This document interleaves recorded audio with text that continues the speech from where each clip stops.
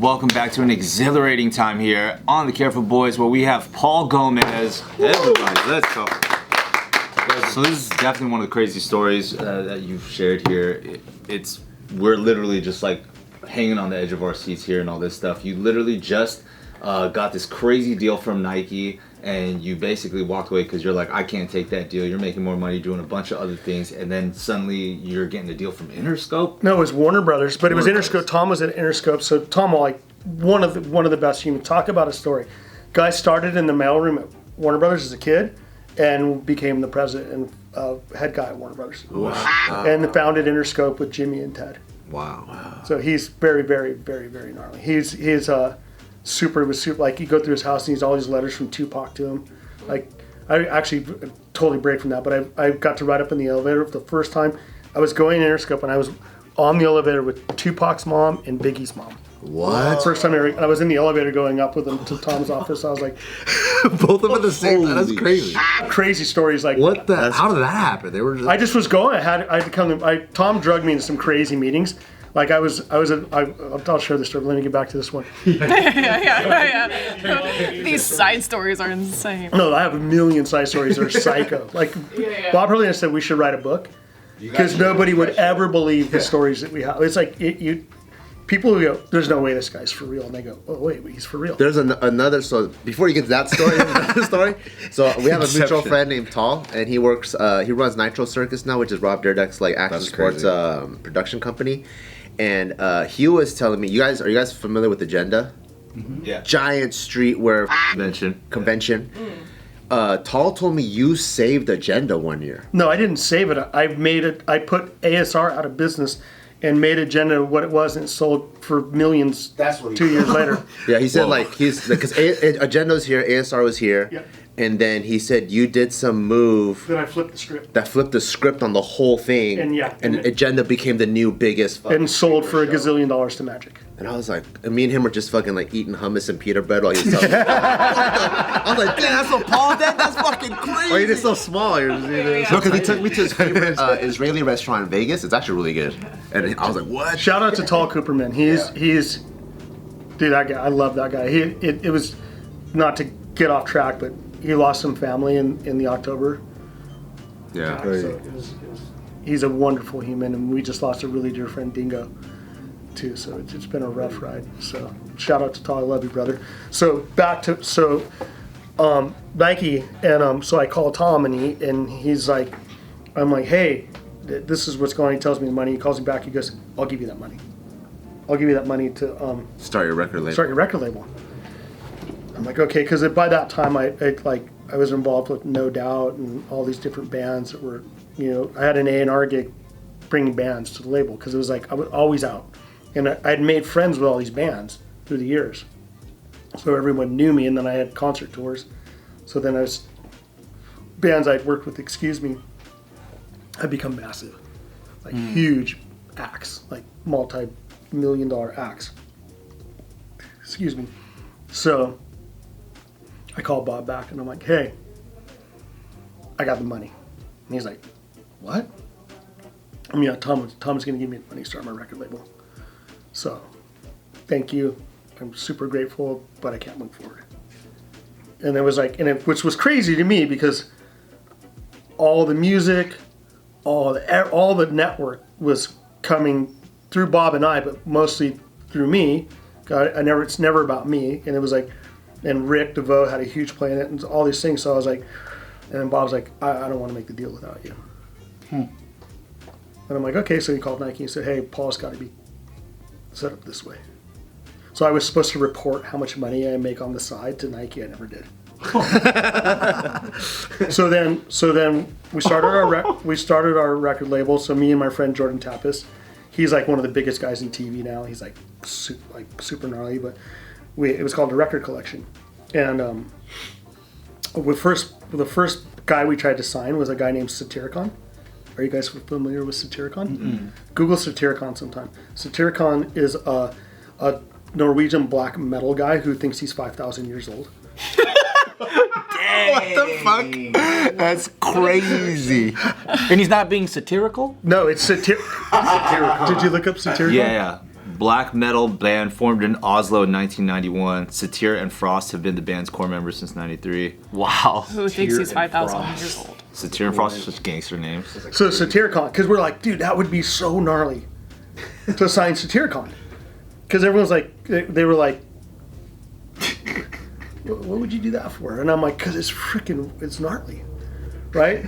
So we didn't sign Satiricon, but so we went like 8-9 months. And when I started the label, I got all this money, and I took Tom Wally's son, Ryan, my friend Jordy, another guy named Mike Piccatelli, who owns the brand Effing Awesome.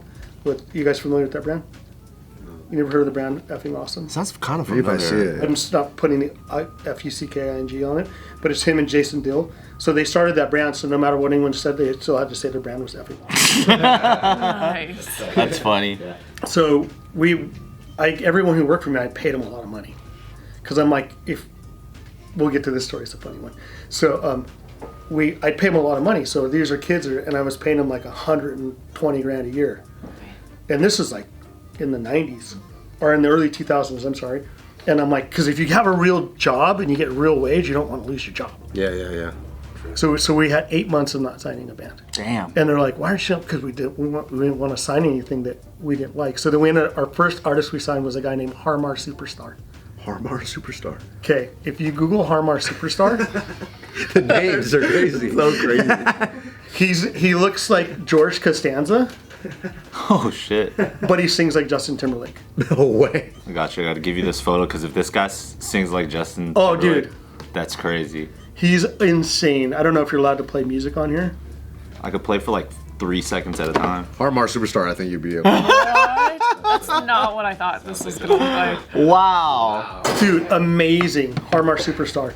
So he was on I forgot what label, but we put him out and it just blew up. Like it blew up. People were tripping out. Like supermodels were freaking out on him. He was like, he strips down to his underwear and stands on his head. Like, do headstand Harmar. in his underwear. The label was Record Kill- collection.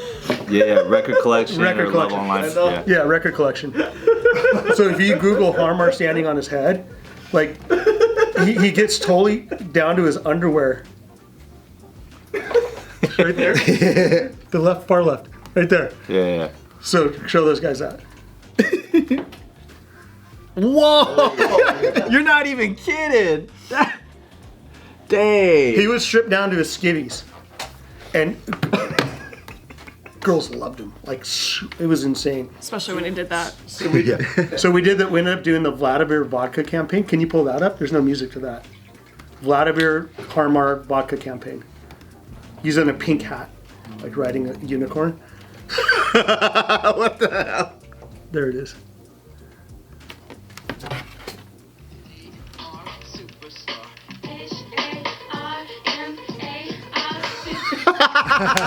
Wow. The new Vladimir vodka frontman. To describe my personality. Oh, dude, this guy kills. To describe Vladimir vodka, I'd say lucky to have me. Vladimir vodka. Some people have just got it. Some people just got it. That's awesome. So that was the first artist we signed. Wow. That's sick. First artist we signed. Bold move. Tyricon. Two hard choices. Norwegian black metal. Harmar. It blew up, dude. Like, they were like, what is going on with you guys? And then we just started signing all these different bands, but we were called the Record Collection. And nobody was doing vinyl anymore. So we found a way to press vinyl, because I wasn't going to be called the CD Collection. We were going to the Record Collection, so we had to put everything out on vinyl. So at this point in time, I'm sitting in a room with Tom Molly and Sean Ferry. Do you guys know who Sean Ferry is? Sean Ferry started Napster. Oh, shit. Wow. So Sean Ferry was the first person. He started in his college thing, was sharing music. It wasn't Sean Parker or whatever? Sean Ferry. Oh. Sean Ferry started Napster. I'm pretty sure, but I am old. I'm not fact checking you. That's Sean Parker. Oh, Sean the Parker. other guy is Sean Sean Ferry. Ferry. There it is. Sean Touche. Ferry. Maybe dyslexic, bro, but hey. Gotcha. You know, we report the news here and only the truth. Right, Yeah. only facts. So at that time, I'm like a consummate marketing guy, and I told the record labels, I'm like, look, everyone. I mean, if you're the oldest in your family, you probably don't get this, but Sean Fanning, actually. oh yeah, whatever. See, close. So if you look at that, News. the first time I saw a naked girl on my older brother's record cover. First time I saw drug paraphernalia on my older brother's record. Everything I saw was in my older brother's album collection, right? So I go to the guys, I'm like, look, you should put everything out on vinyl and make it collectible because everything is on the CD. And back then, if you got a CD, it was watermarked, so you couldn't share it and you couldn't do all these things with it. And so I'm gonna put everything out on vinyl. We're putting it out on vinyl. And like, oh, no, we're gonna do this, that, and the other. What's the number one most collectible thing now for kids? Vinyl. And I'm like, you should have put it out on vinyl. Like, my daughter's got a vinyl collection as big as this wall, right? Everyone collects vinyl. I'm like, dude, it sounds terrible. It's like the popping and the cracking of it all. It's like, whatever, but that's What makes it cool, though, right? That's what makes it cool, right? So you look at that. So we did the record collection, and we put out like all these great records. And the last project we did is we did Spider-Man 3 with Sam Raimi. That was the last Sam Raimi era of doing Spider-Man 3, so we did the soundtrack with that, which was super, super fun. And it was like, we put out 7 records in 7 months with John Frusciante from the Red Hot Chili Peppers. So we had like Omar Rodriguez produce one, we had Ian McKay produce one from Fugazi, we had all these different people make records. We were just doing so much different stuff that people weren't into. And at that time, like, what are you guys doing? We had this band called the Rolling Blackouts from Lomita. Like, my son listened to, dude, you guys were ahead of their time.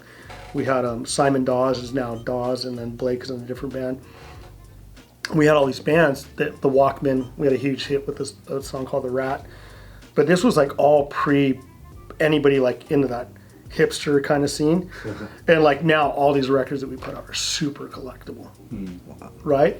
And then as we looked at it, it just like music industry was going things that Nike were going. This is like kind of later in the, going into 2010. And I was like kind of just over a lot of the stuff I was doing. It was just like, and then, so I had the record label, gave it to Jordy, said, hey, take it, it's yours, blah, blah, do whatever you want with it. I always tell people, if you ever meet anyone who says, my company dies, if I die, I go, you don't own a company, you have a hobby. Jason Kalipa, I told him one time, he's like, oh, sorry, I go, get up in the morning and look at yourself in the mirror, and I go, people know who you are. That's really hard for people to do. I think I've told you that too. It's like, people know your name. People know your guys' names. That's huge. That is a massive success if somebody goes, hey, I know you. That's hard. Like that, most people go through their whole lives anonymous. Well, I guess it depends on the context, on how they know you. But even still, like it's like I don't agree with a lot of the way people are known on social media these days, whatever. But they worked hard to get known, right? And I think if you look at things now, we give really terrible people a voice that they shouldn't have, and that sucks. And that's where I could get into the American traditional. But like, let's kind of keep going where that goes. So we started that, and then when we started bringing in executives from Nike. I'm going to tell one story before I get up the music thing. So, really funny story. So, I'm with Tom Wally, and we're going to the House of Blues. And I'm going to bring you in this meeting. You just come, just hang out. I'm like, all right, cool. So, it's Tom, Jimmy, David Geffen, Jeffrey Katzenberg, Steven Spielberg. Oh, wow. Shit. So, I'm like, oh, go sit there. I'm sitting at the end of the table, like, just whatever, kicking it. And I'm like, oh, they're going after Disney. And I'm like, I go, hey, Bob, I'm sitting with these guys, and they're going after Disney, and they're going to start this thing called DreamWorks. Oh, fuck off. That's crazy. That's so fucking Dude, I was like, this is gnarly. Are these the days before NDAs? where random people can be at random meetings? It was just a meeting at the House of Blues. It was just... Before anything like at a even concert? started. It was no, it was a House of Blues. They have a restaurant, and it was like Geffen Records was right there on the corner, and Interscope was down the street, and they just all kind of just came there. And those guys are the guys responsible for like Aladdin and stuff like that. And then they got denied something from Disney, which is why they're like, fucking, we'll make DreamWorks. Okay, so you guys want to hear another crazy story? That this has just happened. So have you seen that movie King of Kings? I haven't yet. So Yeah, it's amazing. It's my son called me crying. He's like, dude, it's the best story of Jesus ever. It's those guys who were at Disney, they made the Prince of Egypt. Yeah. Right? And then Disney got all woke and they bounced and started this new thing, and they just put out King of Kings. Wow. So it's a whole different crew of people who bounced from Disney. But that's what happened, to your point. That they were trying to do something. And those guys bounced and started DreamWorks. So it was like, but I just remember sitting there going, this is crazy. And the crazy thing is when they bounced off Disney and they started DreamWorks, that's why they made Shrek, because Shrek was supposed to parody everything about Disney, and then Shrek ended up becoming Yeah. So that was like their first thing that they made. Yeah. Fuck, that's cool. So that, just sitting at that table when that happened. Wow. It's insane. There's gonna be a green ogre. He's gonna live. He loves onions. It's just a concept of what they were doing. So fast forward, we get executives from Nike, and the whole trip and everything's kind of hectic and crazy. I'm just like, I had that. So I was in Australia, and I put on this. We'll get into the agenda story, because this is how it happened. So we're doing the 50-year anniversary of the U.S. Open of Surfing, huge event, right? And back this time, you had ASR, you had Surf Expo, you had these big trade shows. But they started, like, when I was a kid, you go with your resume and try to get sponsored, and they cut the kids out. And Aaron would have this little limousine that would come pick you up at ASR and then drive you over to the Agenda trade show. The Agenda trade show was Super Street, whatever. And Tall and I didn't really know Aaron, but I knew Tall. And I'm like, dude, Agenda's rad. Like, the whole street thing is like killing it. So I go to Tall. I go, hey, we're going to do the U.S. Open of Surfing. We should bring Agenda to the U.S. Open of Surfing. And Aaron's like, I have nothing to do with surf. Blah blah blah blah. He's the owner of Agenda. Owner of Agenda, and I'm like, oh, dude, it has nothing to do with that. Like, let's just do. So Tall brokered the whole deal, and so they show up at my office. I'm like, look, we're going to take over the beach. I'm doing Weezer live on the beach. Wow. Free. Like, because I had a whole network. I used to do this thing called Walk the Walk, where it was like, I would go to every different high school, and I would give them a line, and they got to deconstruct and redesign the line, and they would compete, and then we'd have this big runway. And like, I had Paul Walker, God rest his soul, one of the most wonderful humans on the planet, Paul Walker, Will I Am from the Black Eyed Peas, all my friends, and they would come be the judges of these kids' design show, right? So I told Aaron, this is what I'm doing, and I'm like, dude, bring Agenda to Huntington Beach. Put it on the beach and let kids come to it. He's like, I don't know, dude, blah, blah, blah. I'm telling you, dude, it's going to be groundbreaking. I go, I promise you, if we do this, within a year, ASR will be out of business. Promise you, we'll put them out of business. And he's like, and I'm like, oh, crazy idea. Like, it's going to be insane.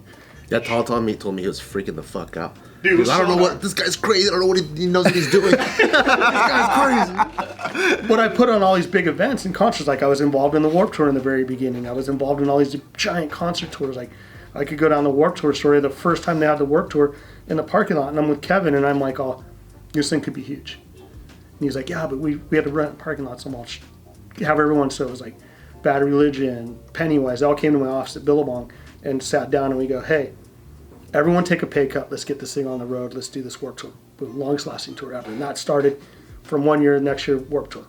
Biggest thing ever. Kevin's still doing it. And then those guys, like my friend Bill and Paul, own Coachella and Lollapalooza. Coachella and Stagecoach and all the different events. So, Aaron, so we do this event, right? And it's like, and I know how to run an event. Like, you could pull up I had probably 500,000 people on the beach. I thought I was with the sheriff, the chief of police, the chief of the fire department, the mayor. Everyone were standing on, and I'm like, and they're like, "Is everything going to be okay?" I'm like, "It's all good." I'm like, "Oh my god, it's not good. There's way too many people here. This is not good." Like, I had no idea it was going to be like this. So we do it. Aaron has the show at the Hilton or the Hyatt, can't remember which hotel, and it just blows up. Like, it just because I called all my friends. I'm like, hey, You know, you should be at the show. You should be, and like all the like Quicksilver and Billabongs were like, oh, we're not doing that. We're ASR. So I like all like Ruka, Volcom, all the young upstart brands. We're just like, we're in. Like all the upstart kind of surf brands, and then you had like the Rebel 8s and like all the other streetwear brands and Bobby, the hundreds. It's like, it was this mesh of just insanity, and it just. All the upcoming guys were down for your cause. Everyone was down, and everyone was down for. I mean, everyone was down for Tall. It was Tall had Tall's network. Like he knew Bobby, he knew Ben, he knew all the guys at Rebel. He knew all the streetwear guys. I knew all the surf and skate guys, and Aaron knows how to run a show, agenda, and we just did it. And that was in summer. That next year was that they had September ASR, and then January they canceled the show. Wasn't it also like Put them out of business. I mean, we're talking huge business. I think wasn't like Aaron was also trying to sell Agenda at ASR at one point, and ASR was like, no way.